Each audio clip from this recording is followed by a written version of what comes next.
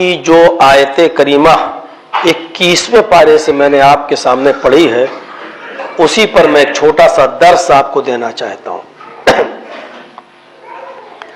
اُتْلُ مَا أُوحِیَ إِلَيْکَ مِنَ الْکِتَابِ، پہلا حکم، اے نبی صلی اللہ علیہ وسلم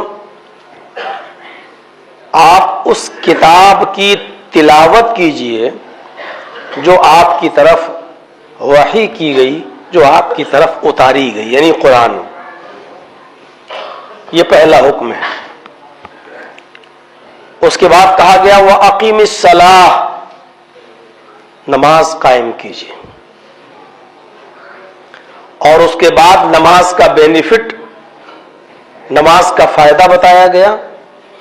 إِنَّ الصَّلَاةَ تَنْهَىٰ عَنِ الْفَحْشَاءِ وَالْمُنکَرِ، نماز انسان کو کھلی ہوئی اور ظاہری برائیوں سے، والمنکر اور چھپی ہوئی پوشیدہ برائیوں سے بھی انسان کو روک دیتی ہے۔ فحشاء کے معنی ہوتے کھلی ہوئی برائی جو نظر آئے، اور منکر کہتے ہیں ایسی برائی کو جو چھپ کر کی جائے، جو لوگوں کو پتہ نہ چلے، جو کسی بند کمرے میں کی جائے، جس کا علم لوگوں کو نہ ہو اور خود اس گناہ کی کرنے والے کو معلوم ہو کہ ہم گناہ کر رہے ہیں، اس کو کہتے ہیں منکر، چھپی ہوئی برائی۔ تو نماز کا فائدہ کیا ہے؟ ان الصلاۃ تنہی عن الفحشاء والمنکر، نماز انسان کو کھلی ہوئی اوپن برائیوں سے بھی روک دیتی ہے اور چھپی ہوئی برائیوں سے بھی روک دیتی ہے۔ یہ دو حکم ہو گئے، پہلا قرآن کی تلاوت، دوسرا نماز، پھر نماز کا فائدہ، اور تیسری چیز وَلَذِكْرُ اللَّهِ اکبر، اللہ کا ذکر بڑی چیز ہے۔ اللہ کا ذکر کرتے رہو، اللہ کو یاد کرتے رہو، ذکر بہت بڑی چیز ہے۔ وَاللَّهُ يَعْلَمُ مَا تَصْنَعُونَ، یہ مت سوچو کہ ہم کچھ کریں نہ کریں، اللہ کو علم نہیں ہے، کون جا رہا دیکھنے ہمارے نیکیوں کو اور ہماری برائیوں کو، یہ مت سوچو۔ واللہ یعلم ما تصنعون، تم جو کچھ بھی کرتے ہو اللہ کو اس کی خبر ہے۔ یہ تین چیزیں بتائی گئی۔ غلطی ہمارے سماج میں یہ ہے کہ ہم قرآن یا تو پڑھتے نہیں ہیں، اور پڑھتے ہیں تو ایک طرف سے شروع کرتے ہیں، کبھی آدھا پارہ پڑھ لیا، کبھی ایک پارہ پڑھ لیا، رمضان میں پورا قرآن پڑھ لیا۔ ہم اس کو کہتے ہیں قرآن کو پڑھنا، جبکہ اللہ تعالیٰ نے قرآن کو پڑھنے کا حکم ہی نہیں دیا، یہ کہا ہی نہیں کہ قرآن پڑھو۔ اللہ نے کہا تلاوت کرو۔ پڑھنے میں اور تلاوت میں فرق ہوتا ہے۔ پڑھنا کیا ہے؟ ہم بیٹھ گئے، اعوذ باللہ من الشیطان الرجیم، بسم اللہ الرحمن الرحیم، الف لام میم، ذالک الکتاب لا ریب فیہ ھدی للمتقین الذین یؤمنون بالغیب ویقیمون الصلاۃ ومما رزقناہم ينفقون۔ پڑھنا شروع کر دیا، اور جتنی طاقت ہوئی اتنا پڑھا، اور اس کے بعد میں بند کر دیا۔ یہ ہے قرآن کا پڑھنا۔ اللہ نے یہاں پڑھنے کا حکم نہیں دیا، اللہ نے کہا اتلو ما اوحی الیک من الکتاب، اس کتاب کی تلاوت کیجئے جو آپ کی طرف وحی کی گئی، آپ کی طرف اتاری گئی۔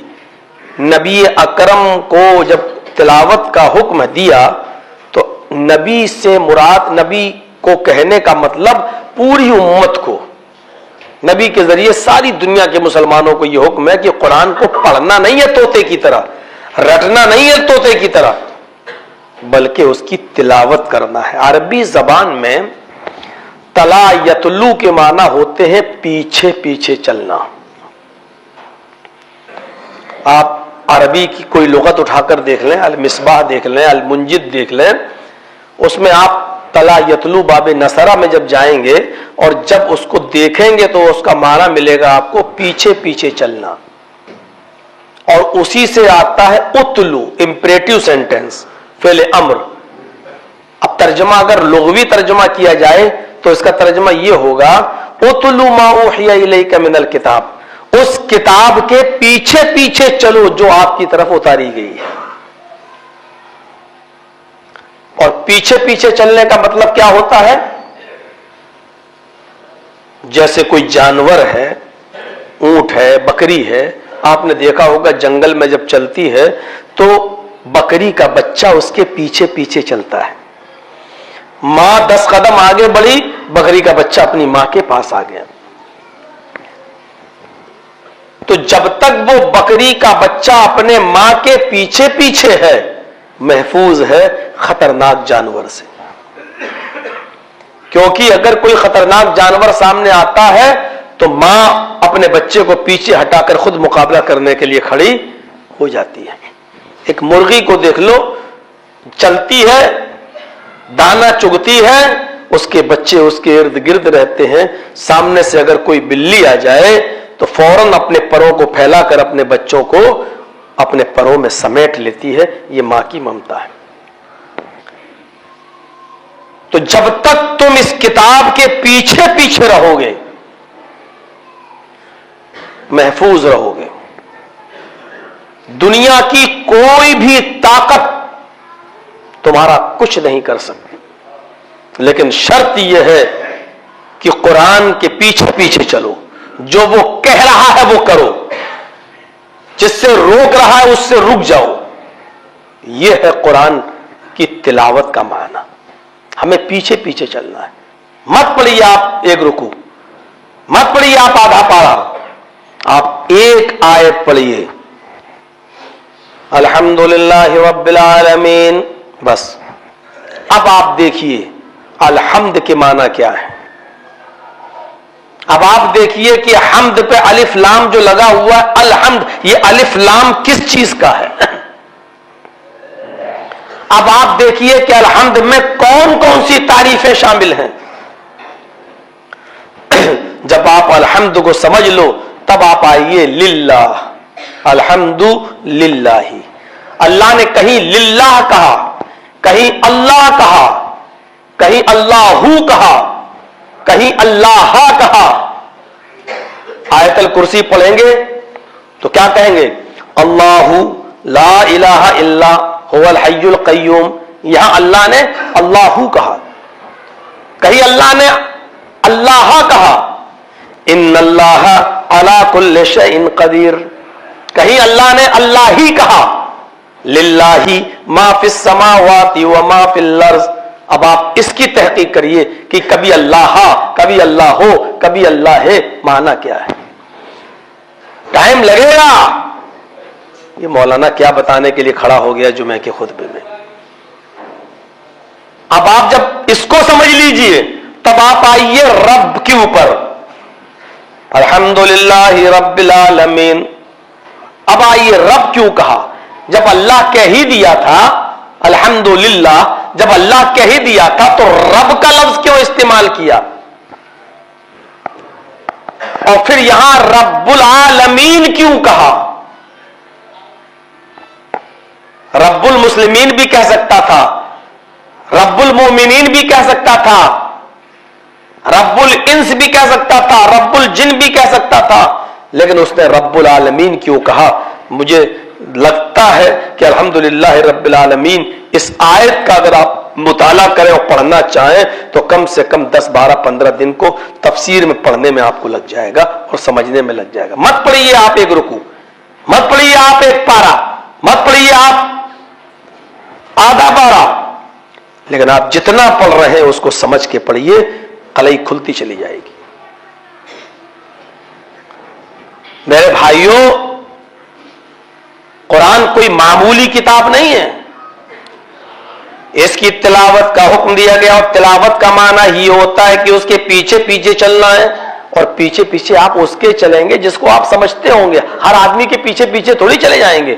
آپ کسی گنڈے کے پیچھے جائیں گے تو آپ کو کیا ملے گا؟ آپ کسی شرابی کے پیچھے چلیں گے تو آپ کو کیا ملے گا؟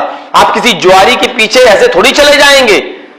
تو آپ جس کے پیچھے پیچھے جائیں گے اس کا جاننا ضروری ہے کہ وہ کیا ہے، اس کی حیثیت کیا ہے، اس کا مقام کیا ہے، اس کے پیچھے چلنے میں ہمیں کوئی نقصان تو نہیں ہے. تو اس کا مطلب یہ ہے کہ قرآن کے جب پیچھے پیچھے چلیں گے تو قرآن کو سمجھنا پڑے گا آپ کو کہ قرآن کیا ہے.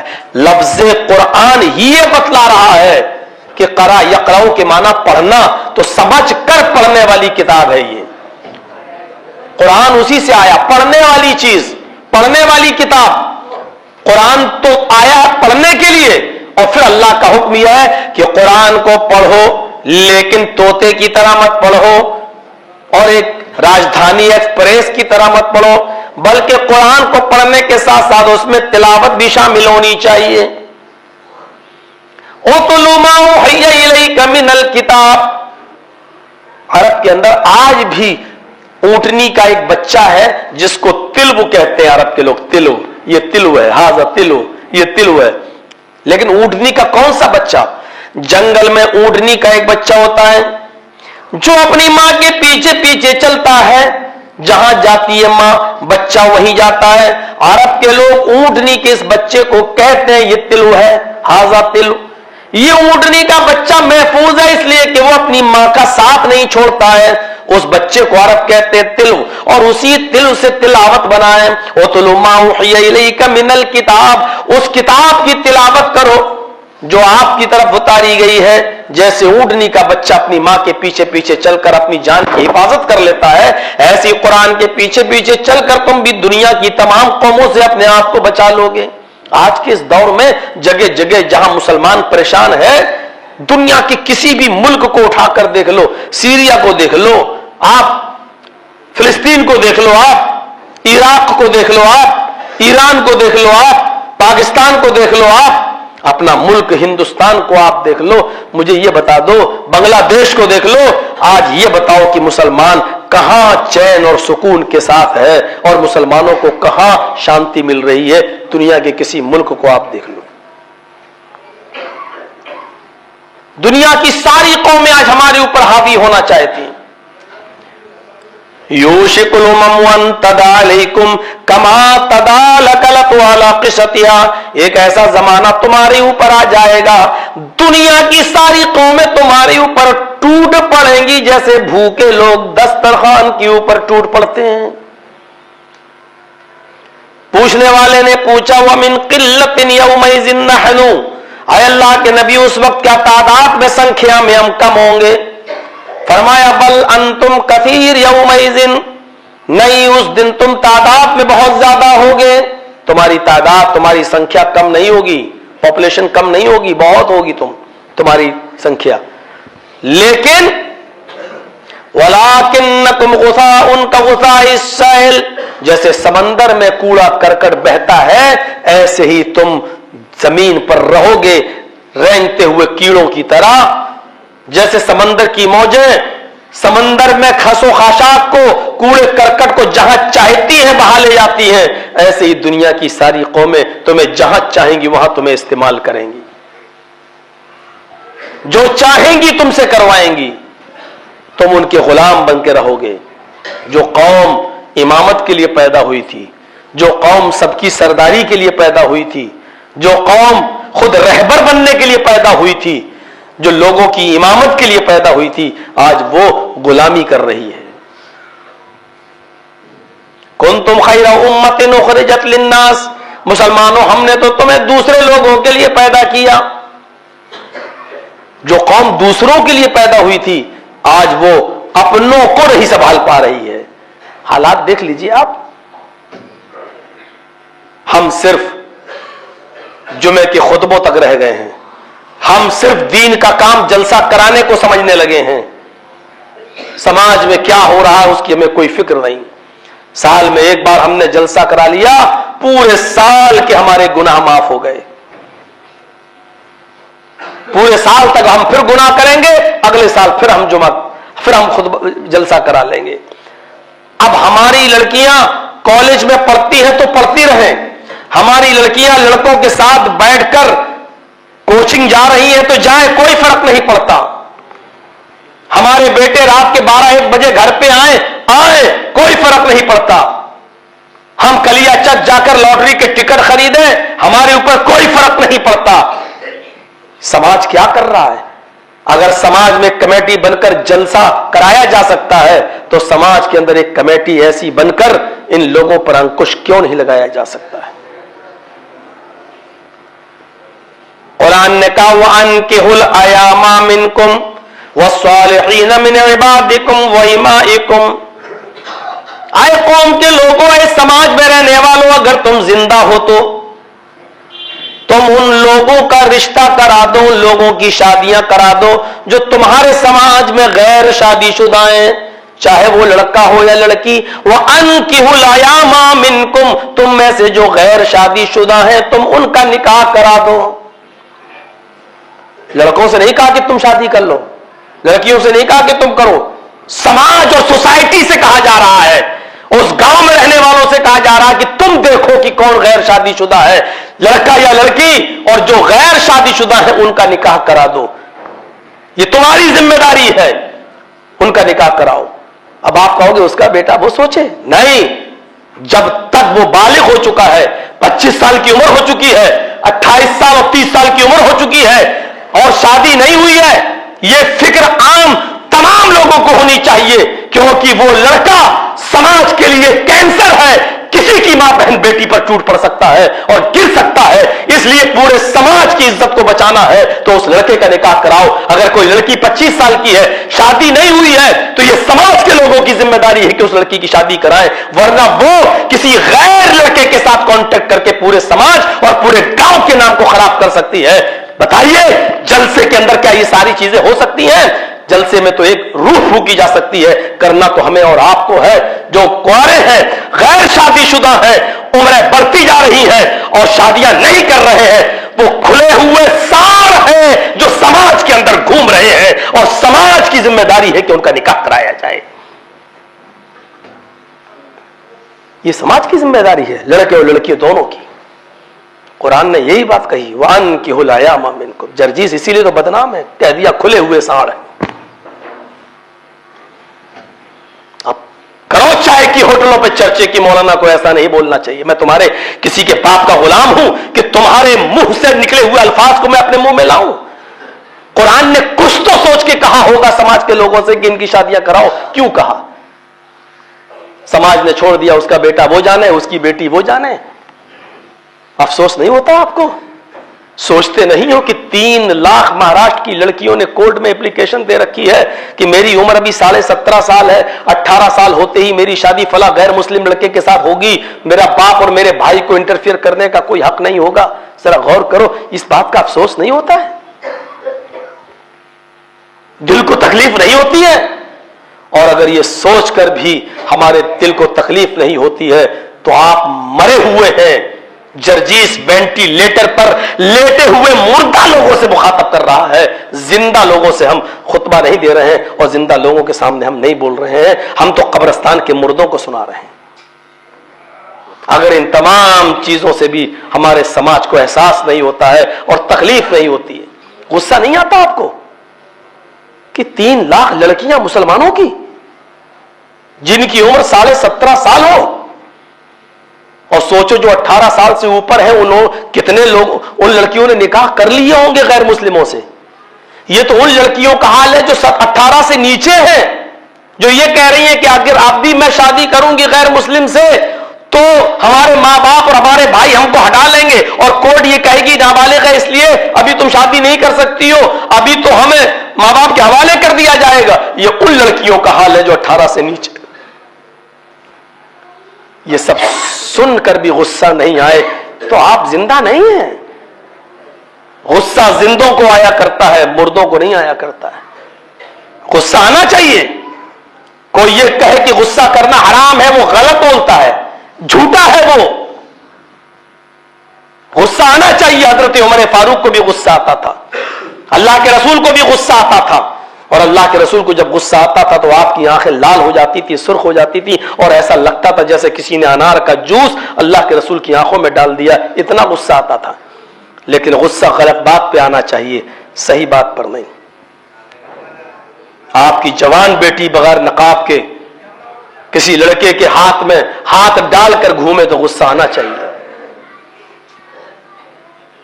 آپ کی بیٹی کالج کی کینٹین میں کسی غیر لڑکے کے ساتھ بوائے فرینڈ بنا کر چائے پیے تو باپ کو غصہ آنا چاہیے. آپ کا بیٹا رات کے 12 بجے آپ کے گھر آئے تو غصہ آنا چاہیے. آپ کا بیٹا فجر کی نماز کے وقت سوتا رہے اور مسجد میں نہ آئے تو غصہ آنا چاہیے. کیوں کہا کہ جب لڑکا 10 سال کا ہو نماز نہ پڑھے تو مارو؟ کیوں کہا؟ ایسے مار دیں گے آپ؟ جب دیکھ رہے ہیں نماز کے ٹائم پہ نہیں اٹھ رہا ہے تب آپ کو غصہ آنا چاہیے اور اس غصے میں اس کو مارنا بھی چاہیے. 10 سال کا ہوتا. غصے کو ختم کرنے کا حکم نہیں دیا, غصے کو پال پوس کر بڑا کرنے کا حکم دیا ہے. لیکن صحیح بات پر غصہ نہیں, غلط بات پر غصہ آنا چاہیے. غلط مطلب کسی کام پر کوئی آدمی صحیح کام کر رہا ہے اس پر غصہ نہیں آنا چاہیے. مثلا بیوی بے نمازی ہے اور اس نے کہہ دیا ہم کھانا نہیں کھائیں گے جب تک تم نماز نہیں پڑھو گی. اب سماج کے لوگ کہہ رہے ہیں بھوکا مر جاؤ گے, ارے چلو وہ نہیں مان رہی تو چھوڑو اس کو, اس کے حال پہ چھوڑ دو. کیسے چھوڑ دو؟ کیسے چھوڑ دو؟ میری بیوی ہے, سمجھاؤں گا پہلے. غصہ آنا چاہیے. نہیں سمجھتی ہے کھانا پینا چھوڑو اس کے ہاتھ کا, تب بھی نہیں مانتی ہے. سماج کے دونوں طرف کے کچھ لوگوں کو بٹھالا جائے, بیوی کی طرف سے بھی اور اپنی طرف سے بھی, اس کے بعد بھی نہیں مانتی ہے تو پھر بے نمازی عورت کو اپنے نکاح میں رکھنے کا کوئی حق ہی نہیں ہے آپ کو. اسی طریقے سے شوہر کا حال ہے. بیوی پہلے سمجھائے گی, پھر سماج کے کچھ لوگوں کو بٹھا کے بولے گی بے نمازی ہے, میں اس کے ساتھ نہیں رہنا چاہوں گی اگر یہ نہیں سدھرتا ہے. اور جب سمجھانے کے بعد بھی اور سب کچھ کرنے کے بعد بھی جب نہیں سدھرتا ہے اور نمازی نہیں بنتا ہے تو ایسی عورت کا اپنے شوہر کے ساتھ رہنا بھی جائز نہیں ہے. عبداللہ ابن عباس کا فتویٰ پڑھیے, فتویٰ دیتے ہیں. عورت نے پوچھا اگر وہ طلاق نہ دے تو, کہا بہن طلاق نہ دے تو خلا کر عدت گزار, ایک پیریڈ کی 1 مہینے کی. جب تجھے پیریڈ شروع ہو جائے اس کے بعد میں جب ختم ہو جائے تو دوسرا نکاح کر لے. خلا میں 3 مہینے کی عدت بھی نہیں ہے. سماج کے کچھ لوگوں کو بٹھال کے کہہ دے آج کے بعد میں اس آدمی سے خلا لے رہی ہوں اور میں اس کے ساتھ نہیں رہوں گی, بس ہو گیا. اب اس کے بعد وہ ایک پیریڈ, چاہے وہ کل ہی آ جائے یا 10 دن کے بعد آ جائے یا 1 مہینے کے بعد, جب پیریڈ سے پاک ہو جائے گی اس کے بعد وہ دوسرا نکاح کر سکتی ہے, دوسری شادی کر سکتی ہے. بے نمازی شوہر کے ساتھ اس عورت کو زبردستی نہیں رکھا جا سکتا ہے. مولانا صاحب گھر توڑوانے آئے ہو؟ نہیں, ہم چاہتے ہیں کہ یہ احساس آپ کے اندر پیدا ہو جائے تو آپ کو یہ نوبت ہی نہ آئے, نہ بیوی کو نوبت آئے نہ شوہر کو نوبت آئے, اور وہ نمازی بن جائیں. اتل ما اوحی الیک من الکتاب واقم الصلاۃ, اور نماز قائم کرو. یہ دوسرا ٹکڑا ہے. میرے بھائیوں, نماز بھی پڑھنے کا حکم نہیں دیا. جیسے قرآن پڑھنے کا حکم نہیں ہے, تلاوت کا حکم ہے, ایسی یہاں نماز بھی پڑھنے کا حکم نہیں ہے, نماز کو قائم کرنے کا حکم ہے. واقم الصلاۃ, نماز قائم کرو. اللہ نے یہ نہیں کہا نماز پڑھو. نماز پڑھنا تو یہ ہوا صبح اٹھ گئے اللہ اکبر فجر ہو گئی, چلو ظہر بھی پڑھ لو, اللہ اکبر ظہر بھی ہو گئی, چلو اب کیا کریں گے شام تک فری ہو جائے, عصر بھی پڑھ لو, عصر بھی پڑھ لی. پورے ہفتے کی ایک ہی دن خالی ہے سنڈے کے دن, بس پورے ہفتے کی پڑھ لی, پورا ہفتہ ہم مسجد میں نہیں جائے. یہ بھی تو نماز پڑھنا ہوا ہے, لیکن نماز پڑھنے کا حکم دیا ہی نہیں ہے. اللہ تعالیٰ نے کہا نماز قائم کرو, اور نماز کا قائم کرنا کیا ہے؟ وقت پر نماز قائم کرو. تو وقت پر, ان الصلاۃ کانت علی المؤمنین کتابا موقوتا, یہ نماز مسلمانوں پر اپنے وقت موعود پر فرض ہے. وقت پر فرض ہے. صرف مسافر کو یہ اجازت ہے جو سفر میں ہے کہ وہ 2 نمازیں ایک کر سکتا ہے, ظہر اور عصر کو, مغرب اور عشاء کو ایک ساتھ پڑھ سکتا ہے. یا بارش ہو رہی ہو, آپ مسجد میں ہیں تو ظہر میں عصر ملا لیجیے, مغرب میں عشاء ملا لیجیے, اتنی اجازت ہے, لیکن ہر وقت نہیں. یہ ہے نماز کا قائم کرنا. نماز کا. حضرت انس رضی اللہ تعالیٰ عنہ نے ایک لمبی عمر پائی تھی. حضرت انس نے ایک لمبی عمر پائی تھی.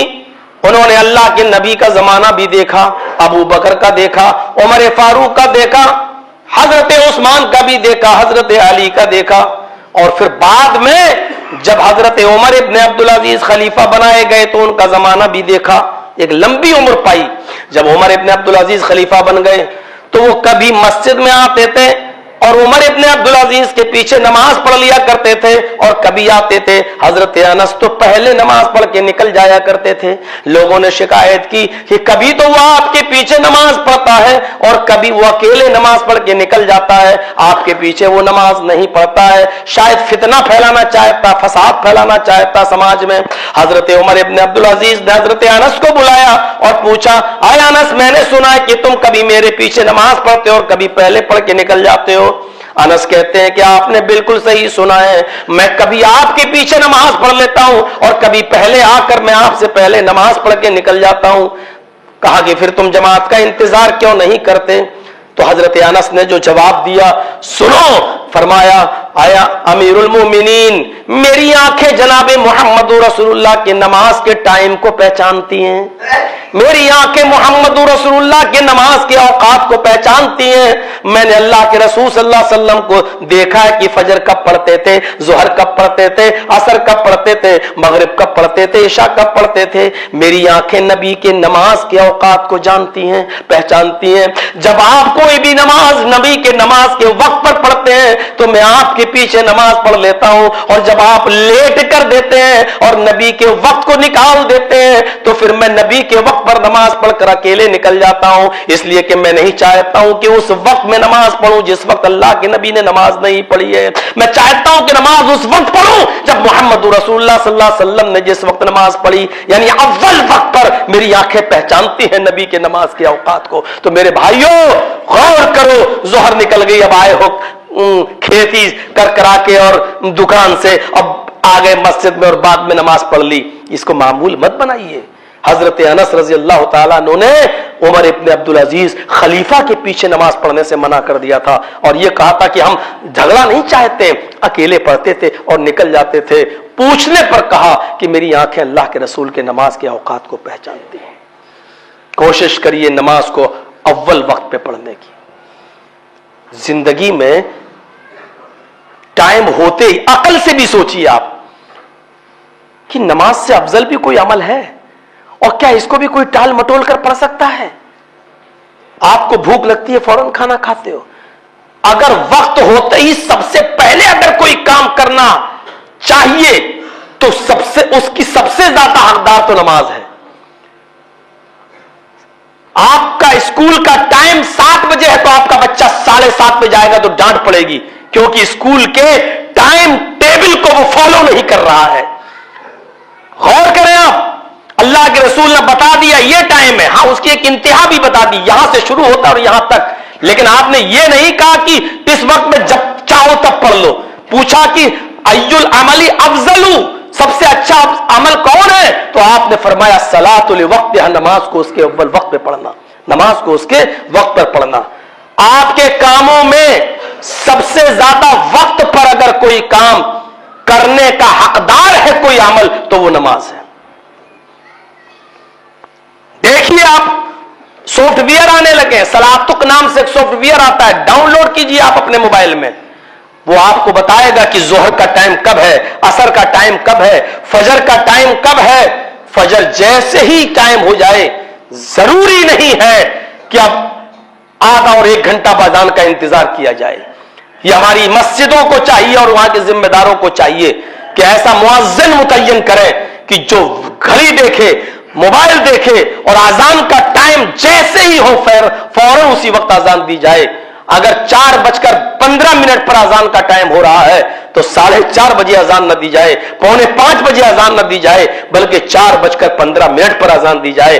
اگر 4:13 پر ٹائم ہو رہا ہے تو 4:13 پر آپ کبھی جائیے حج کرنے, عمرہ کرنے اور سعودیہ جائیے تو آپ دیکھیں گے جیسے ہی ظہر کا وقت ہوا, آج 12:13 پہ ظہر کا وقت ہے تو 12:13 پہ ہی خانہ کعبہ میں اذان ہوگی, اور کل 12:12 پہ ہوگا تو کل 12:12 پر ہی اذان ہوگی. یعنی آدھا منٹ نہ ادھر نہ آدھا منٹ ادھر, فوراً جیسے ہی وقت ہوا اور فوراً اذان شروع. تو یہ ہے نماز کا قائم کرنا. الصلاۃ لوقتہا، نماز پڑھو نہیں کہا بلکہ نماز قائم کرو. ان الصلاۃ تنہی عن الفحشاء والمنکر، نماز انسان کو بے شرمی اور بے حیائی سے روک دیتی ہے. بے شرمی اور بے حیائی، کھلی اور چھپی ہوئی برائیوں سے روک دیتی ہے. جو آدمی پانچوں وقت کا نمازی ہو اور گناہ بھی کر رہا ہو، بس اس کو یہ مشورہ دوں گا میں کہ وہ ذرا جائزہ لے. بس اگر کسی کو، یہ تو اللہ ہی کو معلوم ہے کہ کس کی عبادت قبول ہو رہی ہے، کس کی نماز ہو رہی ہے اور کس کی نہیں ہو رہی، لیکن ایک انسان یہ سوچے کہ میری نماز قبول ہو رہی یا نہیں ہو رہی ہے، تو وہ ذرا محاسبہ کرے اپنے آپ کا کہ وہ نماز پڑھ رہا ہے پانچوں ٹائم کی تو گناہوں سے رکا ہوا ہے یا نہیں. اگر نماز پڑھنے کے بعد گناہ بھی کرتا جا رہا ہے، نماز پڑھنے کے بعد وہ سود بھی کھا رہا ہے، نماز پڑھ رہا ہے وہ امانتوں میں خیانت بھی کر رہا ہے، نماز پڑھ رہا ہے وہ بے ایمانی بھی کر رہا ہے، نماز پڑھتا ہے شراب بھی پیتا ہے، نماز پڑھ رہا ہے جھوٹ بھی بول رہا ہے، نماز پڑھتا ہے فیصلہ اور پنچایت کے موقع پر اپنے رشتہ دار کی طرفداری بھی کر رہا ہے، نماز پڑھ رہا ہے اور تمام گناہوں میں بھی ملوث ہے، نماز پڑھ رہا ہے رشوت بھی کھا رہا ہے، نماز پڑھ رہا ہے دھوکہ بھی دے رہا ہے، تو وہ سمجھ لے کہ ہماری نماز قبول نہیں ہو رہی ہے. اس لیے کہ نماز تو انسان کو بے شرمی بے حیائی اوپنلی اور کھلے ہوئے اور چھپے ہوئے گناہوں سے روکتی ہے. ہماری نماز ہمیں گناہوں سے روک ہی نہیں رہی ہے، تو اس کا مطلب یہ کہ ہماری نماز قبول نہیں ہے. یہ ہر انسان غور کر لے. وَلَذِكْرُ اللَّهِ اکبر. اور تیسری چیز یہ کہی کہ اللہ کا ذکر بہت بلند چیز ہے، بہت بڑی چیز ہے. میرے بھائیو، اللہ کے ذکر و اذکار سے اپنی زبان کو رطب رکھو، اپنی زبان کو ہمیشہ بھرا ہوا رکھو اور ان 5 جملوں کو یاد کر لو. میرے بھائیو، ان کو چلتے اٹھتے کھاتے پیتے چلتے پھرتے سوتے جاگتے آپ ان کلمات کو اپنا وظیفہ بنا لیں. سبحان اللہ، الحمدللہ، اللہ اکبر، لا الہ الا اللہ، لا حول ولا قوت الا باللہ. یہ ترازو میں بہت بھاری ہیں. سبحان اللہ، اب اس کو جب ملا کر پڑھیں گے تو ایسے سبحان اللہ والحمد للہ واللہ اکبر ولا الہ الا اللہ ولا حول ولا قوت الا باللہ. سب کو یاد ہوں گے. ترتیب اگر آگے پیچھے ہو جائے تو کوئی فرق نہیں پڑے گا، لیکن ان جملوں کو یاد کرو. لا الہ الا اللہ ہی ایک جملہ دیکھ لو، فرمایا کہ ترازو پر رکھا جائے گا اور ساری دنیا کو دوسری طرف اور ترازو اٹھائی جائے گی تو لا الہ الا اللہ کا پلڑا جھک جائے گا اور پوری دنیا کا پلڑا اٹھ جائے گا. کتنا بھاری ہے. سبحان اللہ زمین و آسمان کو نیکیوں سے بھر دیتا ہے یہ جملہ ہے. آپ فرض نماز کے بعد مت رہیے کہ مولانا صاحب انتظار کریں دعا کا، تب ہم دعا کا انتظار کریں. نہیں، فرض نماز کے بعد ذکر اور اذکار یاد کیجیے. آپ ہے اللہ اکبر، استغفر اللہ، استغفر اللہ، استغفر اللہ، اللہم انت السلام ومنک السلام. یاد کریے دعا. اللہم اعنی علی ذکرک و شکرک و حسن عبادتک. یاد کریے آپ لا الہ الا اللہ وحدہ لا شریک لہ لہ الملک ولہ الحمد وہو علی کل شیء قدیر. اللہم لا مانع لما اعطیت ولا معطی لما منعت ولا ينفع ذا الجد منک الجد. ایک تو دعا یہ ہوئی. دوسری لا الہ الا اللہ وحدہ لا شریک لہ لہ الملک ولہ الحمد یحیی و یمیت وہو علی کل شیء قدیر. ایک تو یہ ہوئی اور ایک یہ ہوئی لا الہ الا اللہ وحدہ لا شریک لہ لہ الملک ولہ الحمد وہو علی کل شیء قدیر. یہ لا الہ الا اللہ سے جڑی ہوئی 3 دعائیں ہیں. ان کو پڑھیے آپ. اور اس کے بعد ایک دعا اور ہے لا الہ الا اللہ وحدہ لا شریک لہ لہ الملک ولہ الحمد وہو علی کل شیء قدیر لا حول ولا قوت الا باللہ. میرے بھائیوں، اور لہ النعمت ولہ الفضل ولہ ثناء الحمد لا الہ الا اللہ مخلصین لہ الدین ولو کرہ الکافرون. ایک دعا کو یہ پڑھیے اور اس کے بعد پڑھیے اللہ لا الہ الا هو الحی القیوم آیت الکرسی. پھر پڑھیے قل هو اللہ احد اللہ الصمد. اس کے بعد پڑھیے قل اعوذ برب الفلق اور پھر قل اعوذ برب الناس. جانتے ہو جو شخص نے سلام پھیرا نماز کے بعد، فرض نماز کے بعد سلام پھیر کر اپنی جگہ پر بیٹھے بیٹھے یہ دعائیں اس نے پڑھی، میرے بھائیو اللہ کے نبی صلی اللہ علیہ وسلم فرماتے ہیں کہ ساری کائنات کے فرشتے اس کے لیے دعا کرتے رہتے ہیں اس وقت تک جب تک کہ دوسری نماز کا وقت نہیں آ جاتا ہے. ارے ہم لوگ دوسروں سے کہتے ہیں ہماری دعاؤں میں یاد رکھنا، مولانا صاحب جا رہے ہو دعاؤں میں یاد رکھنا.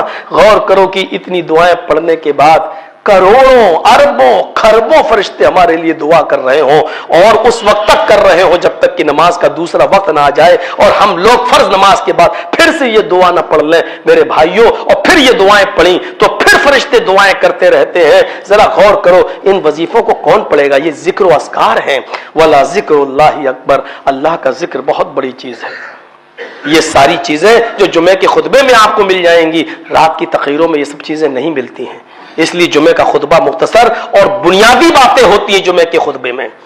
اب رات میں تو ماحول ہے کہ مولانا صاحب 1.5 گھنٹہ بولیے گا، 2 گھنٹہ بولیے گا. تو میرے بھائیوں، تو آدمی کو 2 گھنٹہ پاس کچھ بھی ہو، ایک موضوع پر اور ایک ٹاپک پر اتنی حدیثوں کو اور قرآن کی آیتوں کو ایک مولانا کہاں سے لے کے آئے؟ میرے بھائیوں، جب حدیث میں ہے ہی اتنا تو وہ اپنی طرف سے کہاں سے لائے؟ اس لیے بیچارہ کبھی ایران کی سنانا پڑتی ہے، کبھی توران کی سنانا پڑتی ہے، کبھی عراق لانا پڑتا ہے، کبھی امریکہ لانا پڑتا ہے. اس لیے جمعے کے خطبوں کو بھی درس کا ایک حصہ سمجھیے اور جلسوں کو ذہنی عیاشی کا اڈا مت بنائیے، اس کو بھی درس و نصیحت سے جوڑیے. کل میں نے بہت سختی کے ساتھ کل کے جلسے میں نے کہا تھا کہ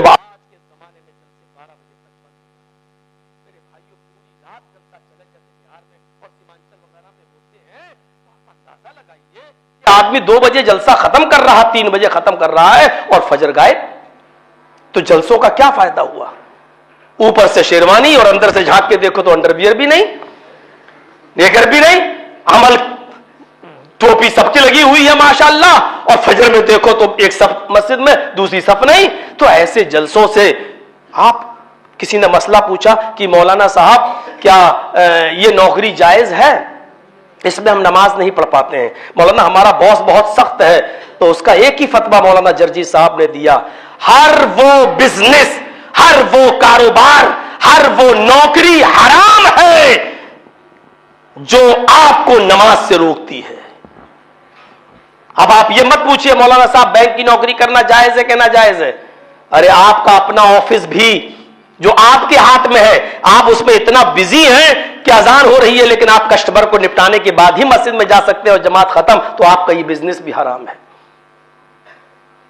اللہ اکبر کا مطلب کیا ہے؟ یہ اللہ اکبر اللہ اکبر. آپ کو جو مؤذن نے بلایا ہے ڈائریکٹ نماز کے لیے نہیں بلایا ہے، نماز کے لیے تو بہت بعد میں کہا ہے، حی علی الصلاۃ، آؤ نماز کی طرف. یہ بہت بعد میں کہا ہے، پہلے اس نے کہا اللہ اکبر. اگر تم اپنے بزنس کو بڑا مانتے ہو تو لگے رہو، اللہ کو بڑا مانتے ہو تو تیاری کرو مسجد میں آنے کی. اب تم نے اللہ کو بڑا مان لیا تو اپنے کسٹمر کو چھوڑ دو گے، اپنا آفس بند کر دو گے، اپنا کھیتی باڑی کرنا بند کر دو گے، اپنی دکان بند کر دو گے اور مسجد میں آ جاؤ گے. اب اس بات کا اعلان ہے کہ اللہ میں نے تجھے بڑا مان لیا ہے، اپنے بیوی بچوں کو نہیں، اپنے کاروبار کو نہیں، اپنے بزنس کو نہیں، اپنے آفس کو نہیں. اور اگر آپ نے کسٹمر نپٹانے کے بعد مسجد میں آئے اور پھر بعد میں آپ نے اکیلے نماز پڑھ لی کیونکہ جماعت ہو گئی، تو آپ نے اللہ کو بڑا کام مانا ہے. آپ نے تو ایک فارمیلٹی پوری کی ہے، آپ نے اللہ اور اس کے رسول کا حکم مان کر اپنے کاروبار کو چھوڑ کر یہاں نماز پڑھنے کے کہاں آئے ہو؟ اس کا مطلب یہ کہ آپ نے اللہ کو رازق مانا ہی نہیں ہے، آپ نے تو اپنے بزنس کو یہ اپنی روزی روٹی کا حصہ بنا لیا ہے. اگر آپ نماز پڑھنے آتے تو آپ دونوں سجدوں کے درمیان یہ دعا بھی پڑھتے، اللہم اغفر لی وارحمنی وحدنی وعافنی وارزقنی. یہاں آپ رزق کی اور روزی کی دعا بھی مانگتے اور اللہ آپ کو دیتا.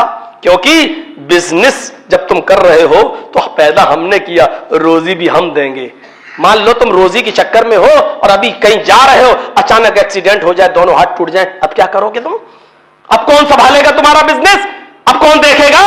تو اس لیے والا ذکر اللہ اکبر، اللہ کا ذکر بہت بلند چیز ہے. میں نے مختصر کہا بھی تھا لیکن 1:05 ہو گیا. اللہ تبارک و تعالیٰ سے دعا ہے کہ بار الہ ہماری خطاؤں کو معاف فرما دے، ہمیں قرآن کی تلاوت کی توفیق عطا فرما، ہمیں نماز کے قیام کی توفیق عطا فرما، اور ہماری زبان کو ہر وقت ذکر و اذکار میں رطب اللسان فرما دے. ہر وقت ہماری زبان ذکر و اذکار سے بھری ہوئی ہو جائے. اے اللہ ہماری زبان کو ایسا فرما دے، اے اللہ جب تک تو ہمیں زندہ رکھ، اسلام پہ زندہ رکھنا، اور جب خاتمہ ہو تو